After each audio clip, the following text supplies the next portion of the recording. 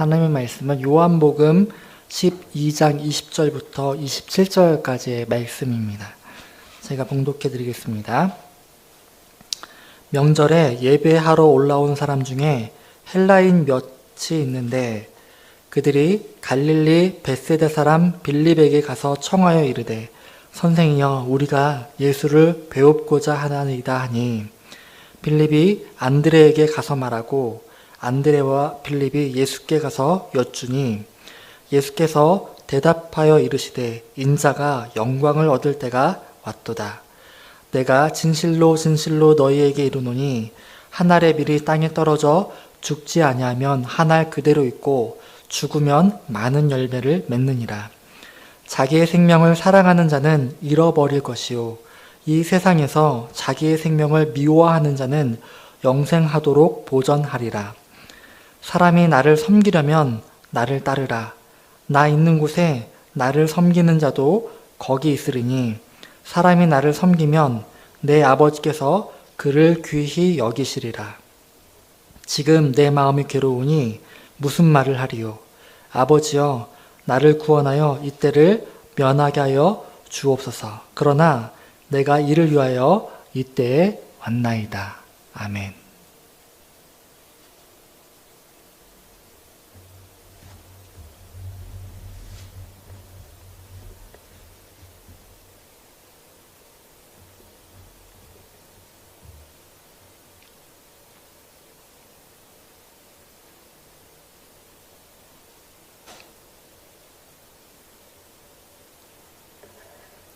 오늘은 영광을 얻을 때라는 제목으로 하나님의 말씀을 함께 나누도록 하겠습니다. 저희가 어제 첫 번째 날 우리 황준성 목사님을 통해서 성전 청결 사건과 그리고 또한 무화과 나무에 대한 비유를 저희들이 이야기를 들었습니다. 예수님은 성전 청결 사건을 통해서 하나님을 진정으로 예배하기보다는 물욕에 눈이 먼 성전 제사장들을 질타하셨습니다. 또한 이런 일들을 통해서 무화과 나무를 통해 진정으로 하나님을 예배하는 자들이 맺는 열매가 없음을 보시면서 한탄하셨습니다. 그런 과정에 한탄함이 있었고 오늘은 이틀째 날을 맞이하는 시간입니다. 그렇게 열매 없는 자들에 대해서 질타하셨던 예수님이 오늘은 그 열매에 대해서 이야기를 하시는 날이거든요. 그래서 이 이야기가 헬라인들로부터 시작이 됩니다. 즉 이방인들로부터 이야기가 시작이 된다는 것이죠. 오늘 첫 번째 읽었던 본문 20절을 보시면은 헬라인 몇 명이 예수님을 찾아옵니다. 이방인들이죠. 헬라파 사람이 아니고 진짜 헬라 이방인 사람들이 예수님을 찾아옵니다. 그런데 빌립이 아마 헬라식 이름을 갖고 있었기 때문에 빌립을 먼저 찾아온 것 같습니다. 그리고 빌립이 예수님을 만나길 원한다는 이방인들의 이야기를 듣고 혼자서 결정할 수 있는 일은 아니다 싶어서 안드레를 불러서 이 일에 대해서 의논을 합니다. 마음 내키지 않는 것이죠. 지금은 안식일이기 때문에 예수님이나 우리 유대인들이 이방인을 만난다는 것은 굉장히 부정한 일이 될 수 있었거든요. 그렇지 않아도 대제사장과 그리고 서기관 바리새인들에게 미움을 받고 있는 예수님이 이 일 때문에 또 꼬투리를 잡힐까봐 명절인데 빌립은 마음이 조심스러웠습니다. 그런데 예수님께 가서 이 일에 대해서 여쭙자마자 이상하게 예수님이 동문서답 같은 이야기를 하십니다. 인자가 영광을 얻을 때가 왔다라는 말로 제자들에게 응답을 하십니다. 그리고 나서 유명한 말씀을 해주시죠. 한 알의 밀이 땅에 떨어져 죽지 아니하면 한 알 그대로 있고 죽으면 많은 열매를 맺느니라. 어제는 열매가 없음에 대해서 한탄하셨는데 오늘은 많은 열매를 맺는 것에 대해서 예수님께서 한 번 더 이야기를 하십니다. 그렇게 높은 자리에 있었던 이득만을 취했던 대제사장들과 바리새인들을 바라보면서 예수님께서는 열매 없는 무화과 나무 취급을 하고 돌아오셨습니다. 어제. 그런데 이 명절의 주인공은 솔직히 대제사장들과 바리새인들이거든요. 그런데 이 명절에 예수님을 찾아오는 사람들도 있는 것입니다. 그것도 그 먼 곳에서부터 온 헬라 이방인이 예수님을 찾아온 겁니다. 이 상황을 두고 예수님은 고백을 하신 겁니다. 예수님은 이방인인 헬라 사람들이 자신을 찾아옴을 보고 자신이 하나의 그대로 존재하는 것이 이제 끝나가고 있음을 말씀을 하신 겁니다. 그러면서 하나님의 사명을 받은 자로서 어떻게 열매를 사용하는 삶을 살아가는지를 제자들에게 가르쳐 주시고자 원해서 오늘 본문이 기록된 겁니다. 알게 모르게 예수님의 공생의 3년이라는 기간 동안에 예수님은 유명인이 되어 있었습니다. 한 줄기의 밀줄기로 시작을 하셨다가 점점 이게 자라서 예수님의 3년 사역 동안에 이제는 연그른 밀알처럼 되어 있는 것입니다. 준비 기간을 거쳐 무언가가 이루어진 시점, 예수님은 본인이 알곡으로 준비가 되어 있다라고 본인을 그렇게 비유해서 표현을 하신 겁니다. 굉장히 자연스러운 거죠. 우리가 뭐 나무를 심고 그리고 먹을 식량을 모내기를 하든 심게 되면은 자연스럽게 자라가는 과정을 겪게 되죠. 정말로 하나님께서 부어주시는 은혜대로 자연의 섭리대로 알곡이 맺힐 때까지 우리는 기다리고 가꾸어 주면 됩니다. 하나님이 인도해 주시는 모든 과정들입니다. 여기까지는 아마도 많은 사람들이 비슷하게 갈 것 같습니다. 뭐 바리새인들이나 예수님의 제자들이나 그리고 많은 사람들이 하나님의 은혜 가운데서 자연스럽게 자라가게 되죠. 여기까지는 많은 사람들이 순종하면서 잘 따라옵니다.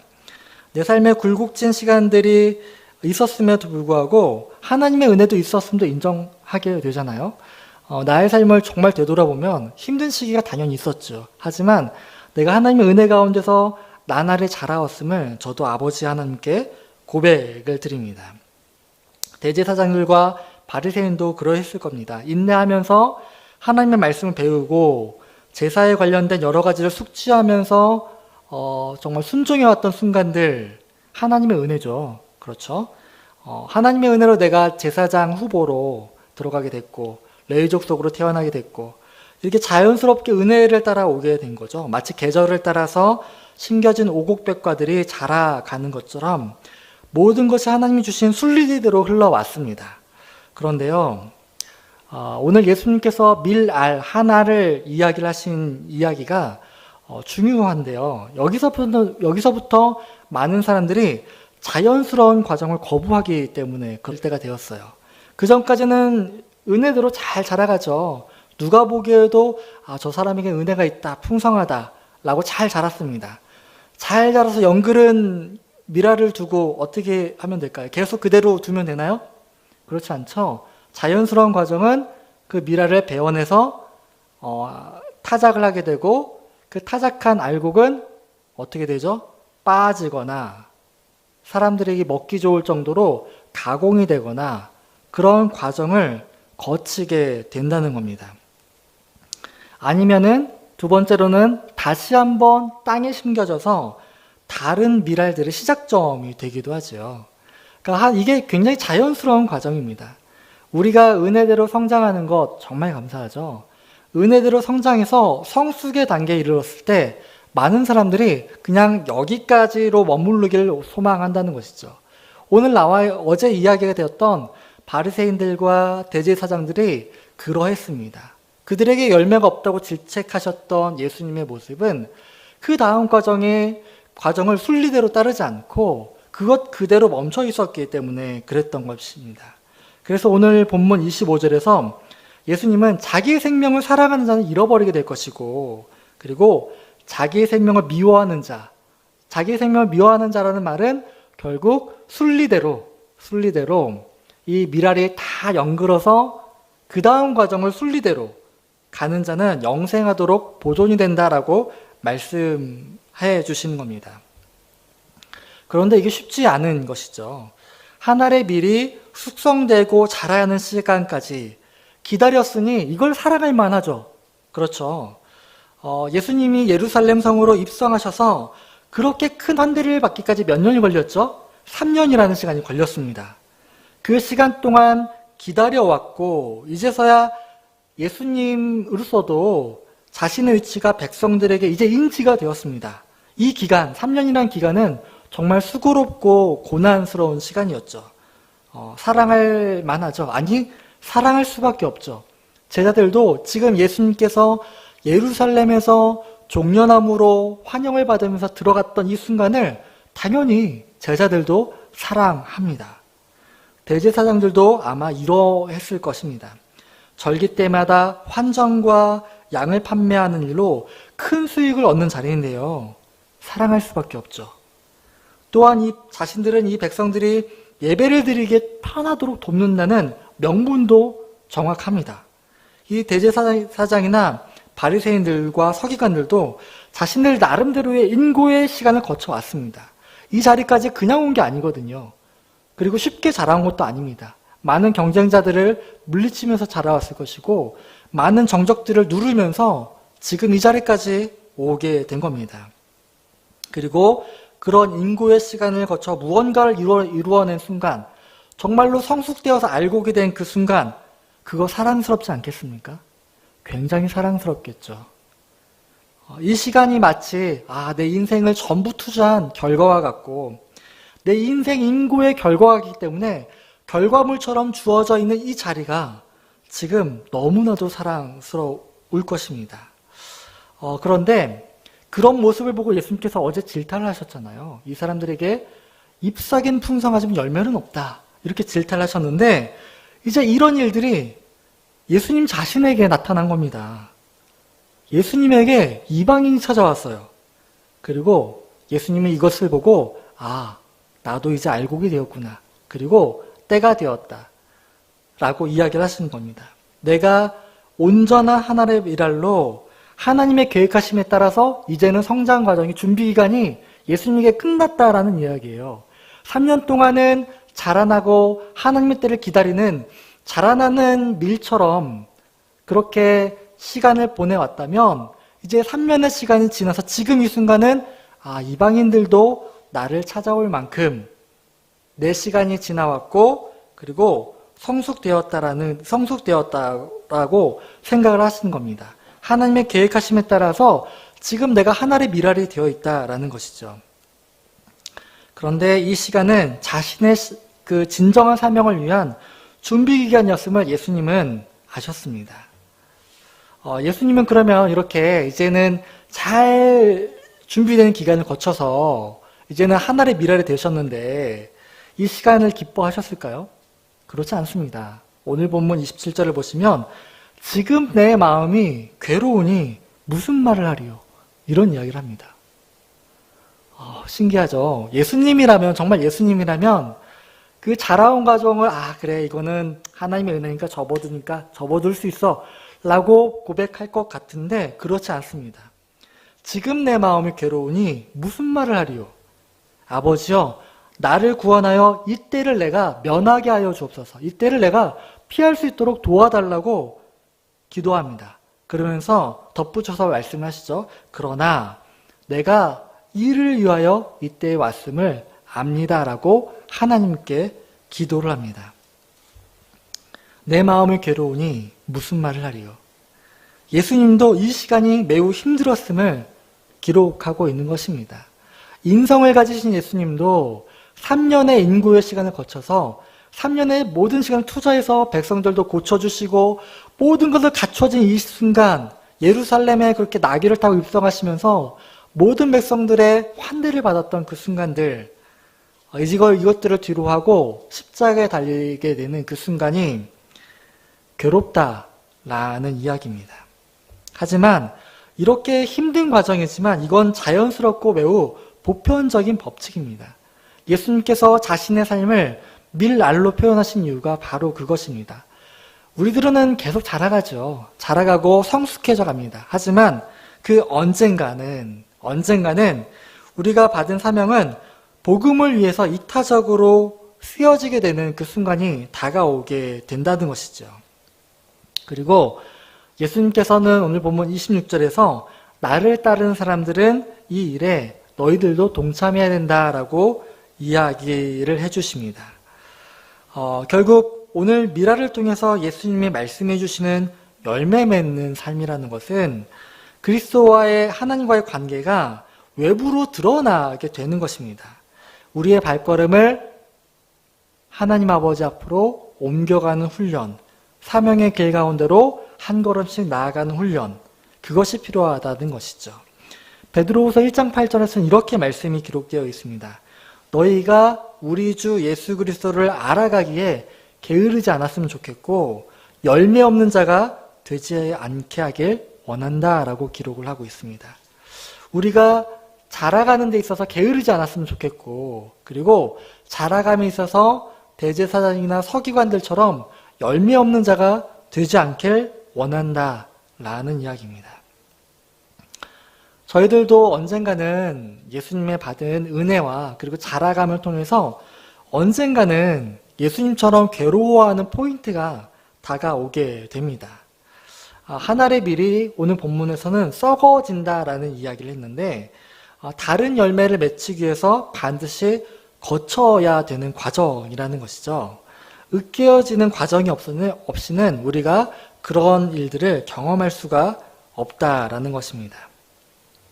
이제부터 굉장히 중요한 이야기가 시작이 되는데요. 어제 있었던 대제사장들과 바리새인들과는 다른 열매에 대한 관점이 오늘 예수님으로부터 시작이 됩니다. 만약 우리들의 삶 가운데서 내가 한 알의 밀알로 그대로 내가 애써서 키워왔던 나의 신앙의 훈련과 그리고 내가 받았던 은혜들과 그리고 이런 모든 것들을 그대로 그냥 보존하고 내 형태 그대로 유지하길 원하시면은 우리는 절대로 섞여지는 가루가 될 수가 없습니다. 만일 예를 들면은 쌀알 그대로 있으면은 그것은 떡이 될 수가 없거든요. 빠져야지 우리가 떡을 가루로 만들게 되죠. 그리고 또한 포도주가 되기 위해서는 포도는 당연히 짓눌려야 되고 으깨져야 합니다. 그때서야 사람들이 즐길 수 있는, 많은 사람들에게 가까이 갈 수 있는 또 다른 형태로 변형이 되는 것이죠. 쌀은 쌀대로 존재하고 포도는 포도대로 존재하기 위해서 키워진 것이 아니라는 겁니다. 어떤 때는 포도 그대로 먹고 쌀 그대로 먹을 때도 있지만 어떤 때는 형태를 바꾸어서 으깨어져서 사람들 앞으로 다가가는 그런 순간이 오게 된다는 것이지요. 어떤 다른 형태로 변화되기 위해서 우리는 지금 우리의 형태를 포기해야 된다라는 것을 오늘 예수님께서 말씀해 주시는 겁니다. 이런 형태의 변화 없이는 우리는 하나님의 사람으로서 일을 할 수가 없어요. 바리새인들이나 서기관들이나 대제사장들처럼 종교적인 사람으로 일을 할 수는 있습니다. 그렇지만 형태의 변화 없이 하나님의 일을 할 수는 없습니다. 유대인에게는 유대인처럼, 헬라인에게는 헬라인에게처럼 우리가 변화될 수가 없다는 것이죠. 우리의 삶의 향기가 예수 그리스도의 모습을 나타내고 그 향기를 드러내기 위해서는 우리는 우리의 모습 그대로 남아 있어서는 안 된다는 것입니다.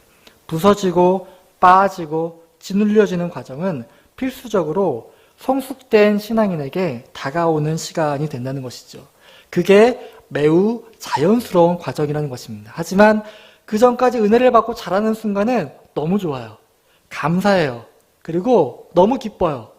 내가 예수 그리스도를 만나고 이렇게 은혜를 받아도 되나, 내 마음에 이런 기쁨이 있어도 되나 싶을 정도로 너무 기쁘고 좋습니다.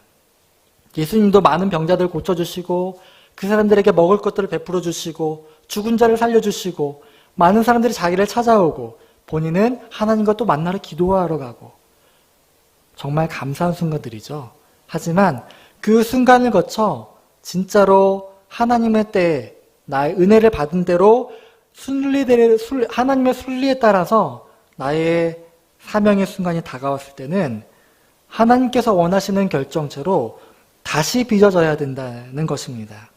그때 우리는 하나님의 향기를, 예수 그리스도의 향기를 품은 결정체로 다시 변화가 된다는 것이죠. 그리고 이 일은 하나님께서 먼저 시작을 하셨습니다. 말씀이 육신이 되어 우리 가운데 거하심에 라고 요한복음 1장에서는 이야기를 하거든요. 형태를 바꾸신 것은 하나님께서 먼저 하셨습니다. 형태를 바꾸어서 우리 가운데 빛과 소금이 먼저 되어주신 분이 바로 예수 그리스도이십니다. 예수 그리스도의 고난의 의미는 형태를 바꾸어서 우리 가운데 섞여 주심입니다. 하나님께서 먼저 우리들에게 그렇게 다가오셨습니다. 우리가 그렇게 예수 그리스도의 본을 받아서 가루가 되고 깨어지면은 우리는 다른 사람들과 함께 우리의 삶을 반죽하면서 색다른 모양과 색다른 맛으로 변형이 될 수가 있습니다. 예수님의 사역을 보면 알 수가 있거든요. 너무나도 거룩하신 하나님으로 존재하실 때는 자신의 거룩성 때문에 우리와 함께 하실 수가 없었습니다. 하나님께서 형태를 바꾸지 않으시면은 우리들에게 다가오실 수 있겠습니까? 하지만 형태를 바꿔서 육신이 되어서 우리 가운데 거하심으로 인해서 정말 가까운 모습으로 우리 가운데서 여러 모양으로 함께 사역을 해 오셨습니다. 우리 교회 공동체나 우리 개개인의 삶도 예수 그리스도를 닮아가는 그런 시간들이 있기를 소망합니다. 교회라서 가능한 또는 그리스도인이라서 가능한 이런 형태의 변화가 우리들에게도 필요합니다. 아직 하나님을 모르는 사람들을 그래야 우리들이 품을 수 있게 되고 또한 그리스도 안에서 가루가 되어 있는 지체들과 향기로운 모양으로 새롭게 빚어질 수가 있게 되는 것이거든요. 우리 가운데 각각의 사람의 형태가 온전히 가루가 되어서 아버지 앞에 새롭게 빚어지는 그런 은혜의 과정들이 생겨나가길 소망합니다. 그것으로 빵을 만들 수도 있고 또한 어떤 때는 다른 것들을 품어안는 그런 겉피가 될 수도 있고 이렇게 되어서 우리가 예수 그리스도께서 인간의 형태를 가지사 우리 가운데 보여주신 그런 빛과 소금의 그 모습 그대로 우리들도 하나님을 따라서 살아가기를 소망하는 마음이 있습니다. 다른 사람들을 많이 섬기잖아요. 세상에서도 제가 이렇게 사회복지를 전공을 했지만 복지처에 가면은 솔직히 교회보다 더 많은 일들을 돕습니다. 왜냐하면 그들에게는 예산이 많거든요. 솔직히 예산이 어마합니다. 또한 사회적으로 어떤 그 예산을 따오게 되면은 그것으로 지역사회에 정말 많은 사람들을 돕습니다. 이게 복지관의 일이기도 하고 작은 교회하고는 어떻게 보면 큰 교회하고는 비교되지 않을 정도로 큰 복지관은 어마어마한 예산으로 많은 사람들을 돕습니다. 하지만 제가 복지 쪽에서도 일을 해봤지만 그 가운데서는 아무런 향기가 나지 않습니다. 그냥 돕는 거예요. 그냥 돕고 끝나는 겁니다. 그리고 즐거움도 없고 받는 사람도 감사함이 없어요. 감사함보다는 받으시는 분들이 부끄러워하세요. 내가 내 삶이 이러니까 이렇게 정부에서 도와주고 다른 사람들의 손을 빌어서 내가 살 수밖에 없구나. 굉장히 부끄러워하십니다. 그래서 복지사들 입장이 굉장히 난처해질 때가 많아요. 그리고 오히려 항의하는 사람들도 많습니다. 나에게 왜 이것만 주느냐고 항의하는 사람들도 많이 있거든요. 나라가 나를 위해서 이거밖에 못 해주냐 이러신 분들도 많이 있어요. 복지관에서는 정말 많은 것들을 돕지만 그 안에는 아무런 향기도 없습니다. 그냥 부끄러움과 그리고 화냄과 그리고 그런 형태들만 존재하죠. 하지만 우리 예수 그리스도의 이름으로 돕는 우리들의 작은 도움은 예수 그리스도의 향기가 풍겨져 나가기를 소망합니다. 저희들이 이번에도 정말 작은 도움을 했지만 감사함과 즐거움이 우리들에게 남아있잖아요. 오늘 예수 그리스도께서 자신의 형태를 바꾸어서 우리들에게 다가오신 이유도 그렇습니다.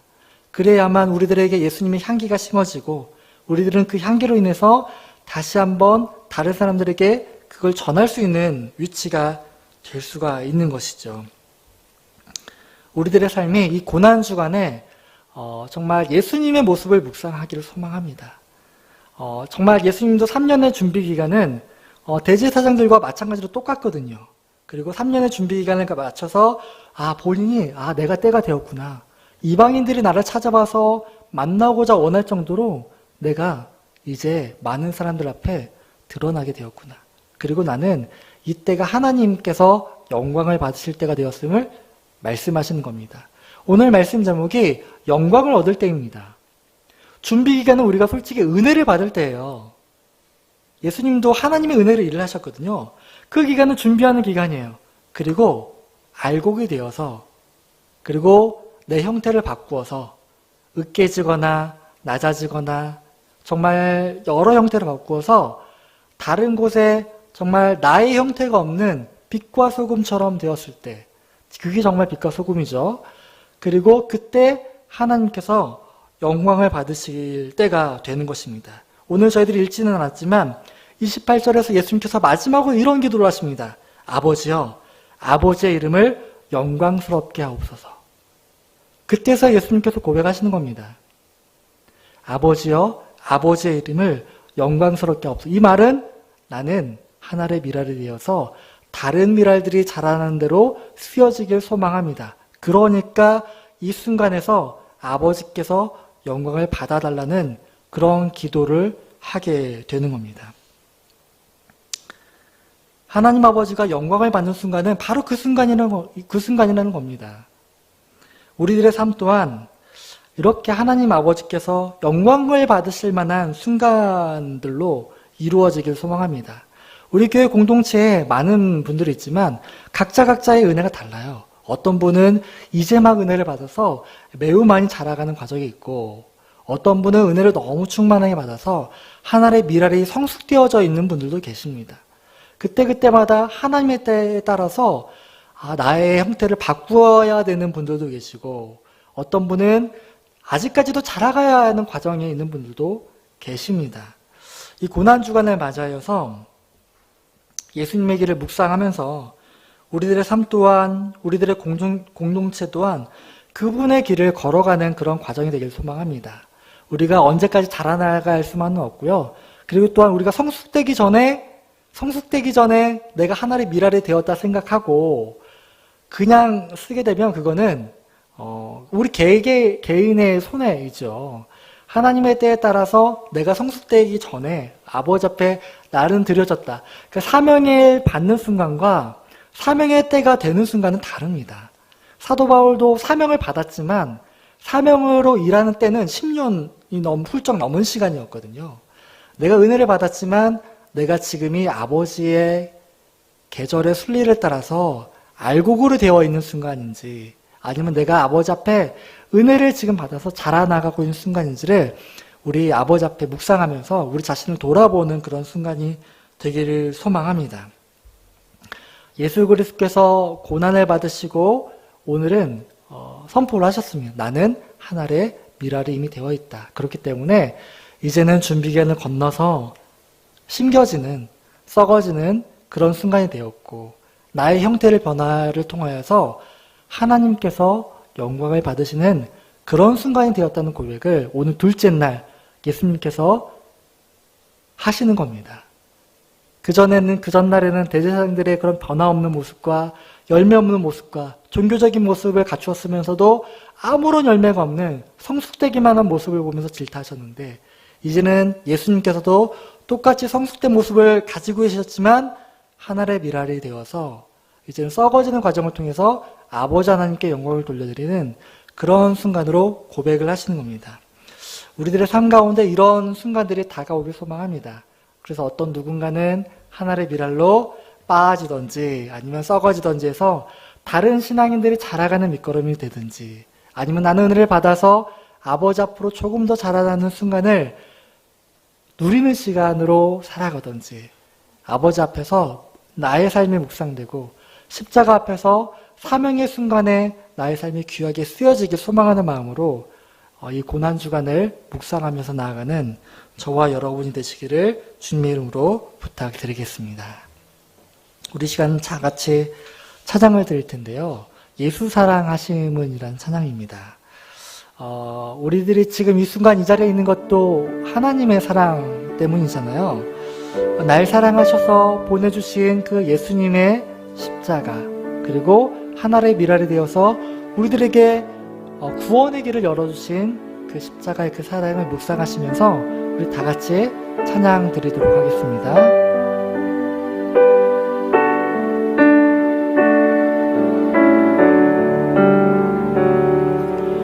예수 사랑하심을 성경에서 배웠네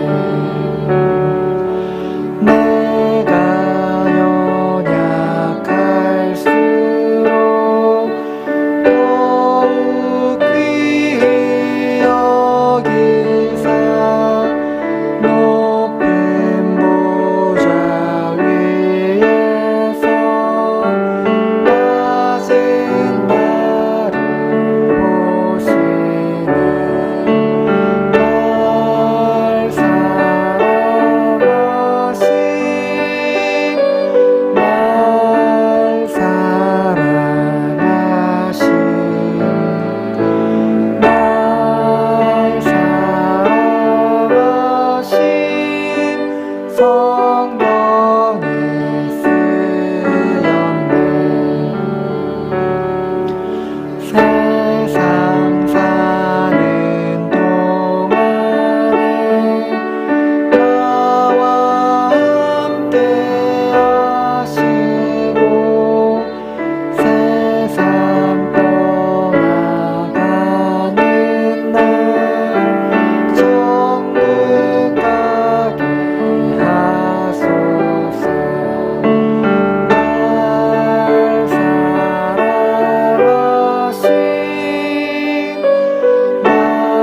날 사랑하신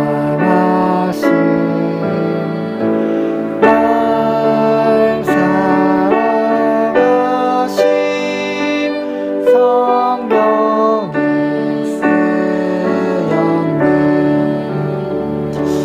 우리 이 시간 다 같이 기도하실 텐데요.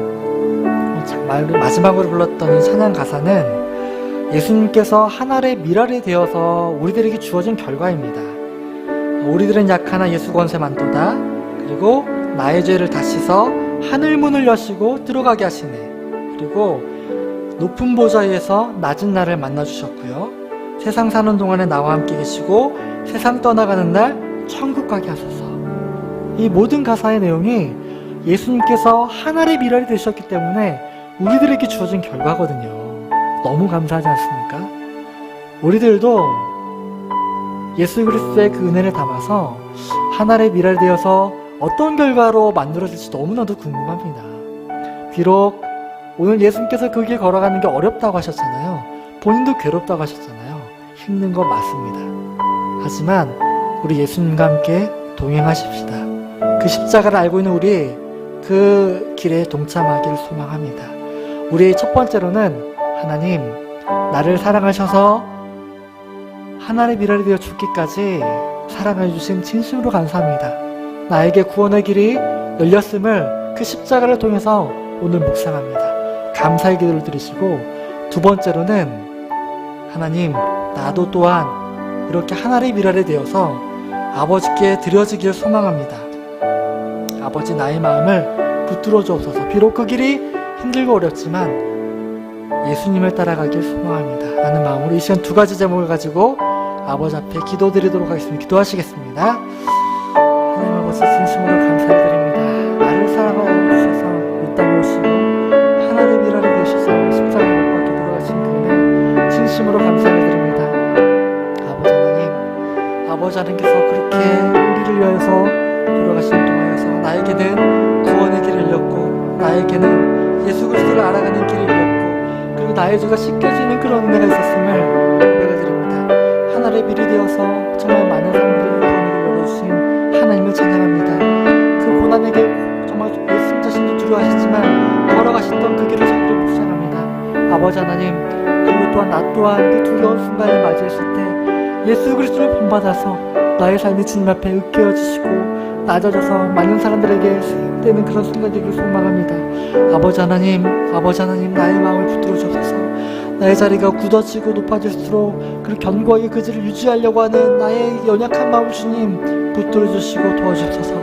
예수 그리스도처럼 하늘의 미랄이 되었을 때 아버지 앞에 숙이고 나아갈 수 있는 내가 우리를 삼가도 있도록 도와주시옵소서. 아버지의 은혜를 소망하고 간구합니다. 도와주시옵소서.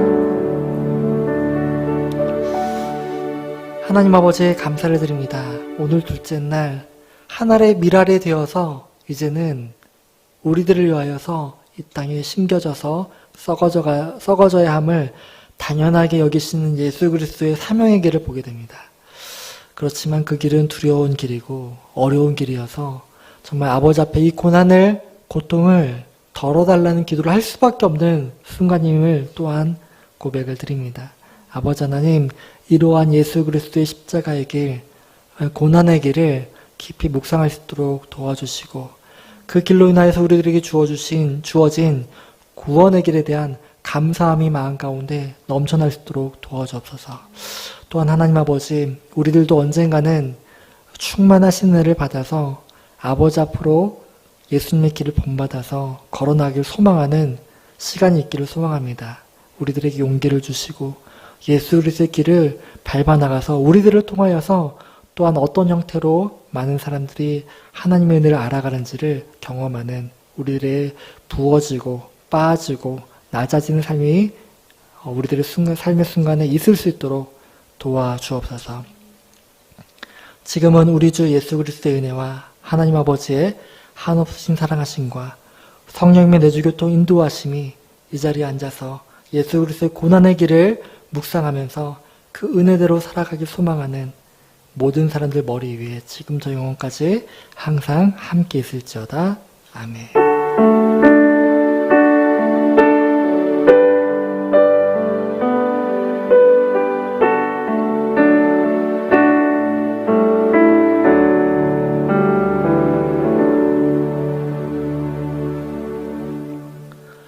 이상으로 고난주간 둘째 날 예배를 마쳤습니다.